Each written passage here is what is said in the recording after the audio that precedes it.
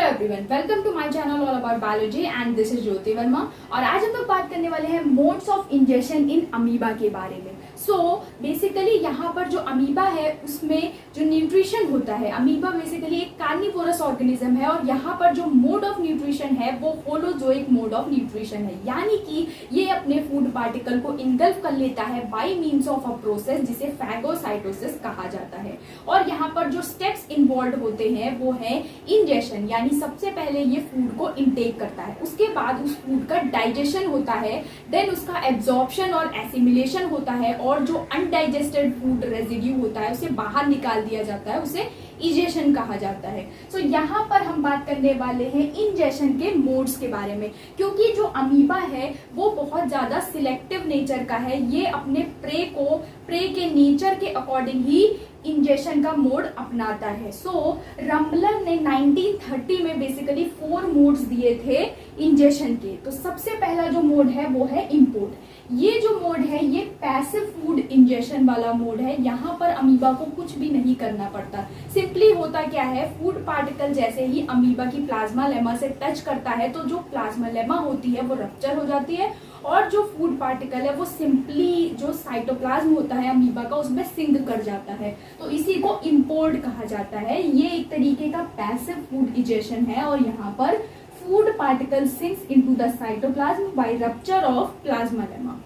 जैसा कि आप यहाँ पर देख रहे हैं ये अमीबा है और ये फूड पार्टिकल जैसे ही अमीबा के कांटेक्ट में आता है यहाँ पर प्लाज्मा लेमा रप्चर करती है और ये फूड पार्टिकल साइटोप्लाज्म में सिंक कर जाता है। तो इस तरीके से यहाँ पर इंजेक्शन होता है। अब बात कर लेते हैं सेकेंड मोड की, जो कि है सर्क्यूमफ्लुएंस। ये जो मोड है ये अमीबा तब अपनाता है जब उसका प्रे बहुत लेस एक्टिव हो या फिर मोशनलेस हो, तो उस केस में वो सर्क्यूमफ्लुएंस का यूज करता है। और यहाँ पर क्या होता है, जो प्रे है उसके चारों ओर ये स्यूडोपोडिया बनाता है चारों ओर, और यहाँ पर जो प्रे है यानी कि जो फूड पार्टिकल है और जो स्यूडोपोडिया है उनके बीच में बहुत क्लोज कांटेक्ट होता है। और होता क्या है यहाँ पर, it extends it's pseudopodia around the organism and envelopes it completely in a food vacuole. Enveloping pseudopodia maintains a close contact with the surface of prey। यहाँ पर जो circumfluence है, यहाँ पर जो enveloping pseudopodia है ये फूड पार्टिकल से बहुत ही ज्यादा क्लोज कांटेक्ट बनाती है, उसे चारों ओर से इन्वेलप कर लेती है और फिर ये फूड पार्टिकल बॉडी में आ जाता है और फूड वैक्यूल बन जाता है इसके चारों ओर। अब बात कर लेते हैं नेक्स्ट मोड की, जो कि है सर्क्यूमवेलेशन। ये जो मोड है ये अमीबा तब अपनाता है जब उसका प्रे बहुत ज्यादा एक्टिव हो या बहुत ज्यादा मूवमेंट कर रहा हो। तो उस केस में ये क्या करता है, अमीबा बहुत सारे स्यूडोपोडिया बनाता है अपने प्रे के चारों ओर और एक तरीके का फूड कप बना लेता है और वो फूड कप धीरे धीरे करके क्लोज होता चला जाता है और फूड क्या होता है अमीबा के साइटोप्लाज्म में आ जाता है। यहाँ पर जो स्यूडोपोडिया है और जो प्रे है उनके बीच में बहुत क्लोज कॉन्टैक्ट नहीं होता। तो ये क्या है, it is for active pray.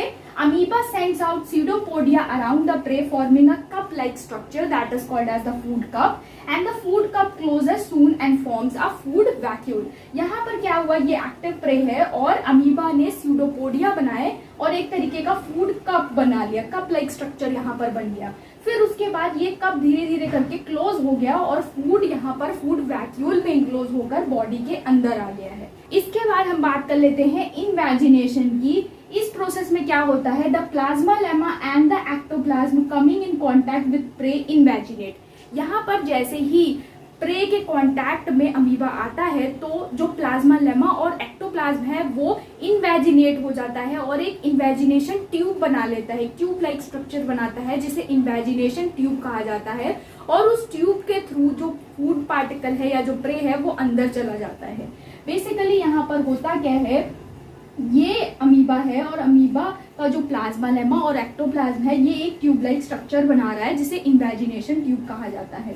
तो ये ट्यूब धीरे धीरे करके और डीपर होता चला जाता है और फाइनली क्या होता है, जो फूड पार्टिकल है वो अमीबा की बॉडी में आ जाता है और फूड वैक्यूल बन जाता है। सो फूड पार्टिकल यहाँ पर आया, अमीबा की बॉडी में इन्वेजिनेशन हुआ प्लाज्मा लेमा और एक्टोप्लाज्म वाले रीजन में और ये फूड पार्टिकल धीरे धीरे करके अंदर चला जाता है और फाइनली ये फूड वैक्यूल बना लेता है। तो इस तरीके से रंबलर के अनुसार 4 बेसिक मोड्स हैं इंजेशन के, जो कि अमीबा यूज करता है उसके प्रे के नेचर के अकॉर्डिंग। इसके अलावा एक 5th मोड भी है इंजेशन का, जिसे पिनोसाइटोसिस या सेल ड्रिंकिंग कहा जाता है। और ये फिनोमेना अमीबा तब यूज करता है जब उसे लिक्विड फूड को इनटेक करना होता है। इस केस में पिनोसाइटोसिस चैनल बन जाते हैं और अल्टीमेटली जो बॉडी बनती है जिसमें फ्लूइड इनक्लोज्ड रहता है उसे पिनोसोम कहा जाता है।